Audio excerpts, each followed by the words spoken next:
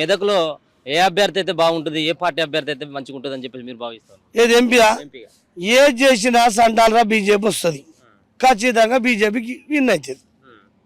BJP win అయితేనే ఉంటుంది. కాంగ్రెస్ రేడున్నది.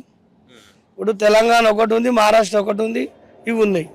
సరే ఎవరు వచ్చినా ఓల పనసు వాళ్ళకి ఇస్తాడు. ఇక అది 28 రాష్ట్రాల పనితనం. మన ఎమ్మెల్యే కాన్స్టిట్యూషన్లో మనదంటే మనం అనుకున్నాం, గెలిపించినాం. సరే గెలిపించినాం, ఒక ఎమ్మెల్యేని గెలిపించుకున్నాం.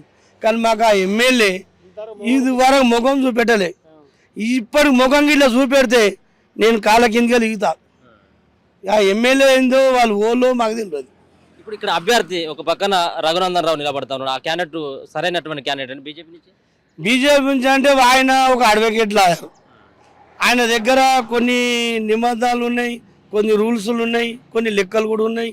ఆయన జర ఒక అభ్యర్థి, ఆయన దగ్గర కొన్ని న్యాయంగా కూడా ఉన్నది. ఇక డబ్బుకు అమ్ముడు పోయి డబ్బులలో ఇప్పుడు సార్ ఇంట్లో గెలిచాలో పోతలేరా?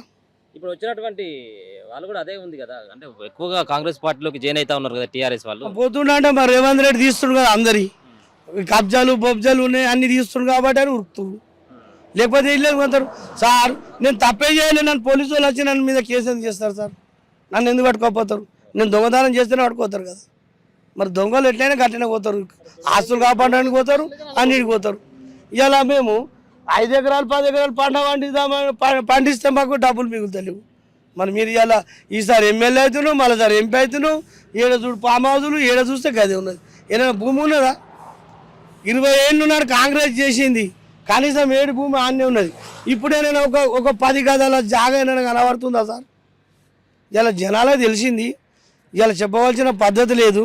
ఇలా పబ్లిక్ కూడా చెప్పుకోవాల్సింది ఏం లేదు. పబ్లిక్ మొత్తం మందికి అర్థమే. ఏం మాత్రం మంచిగా చేయకపోతే తిరుగుబాటు చేసుడే ఉంటుంది, దానికి పునః స్టాప్ పెట్టుడు కూడా ఉంటుంది.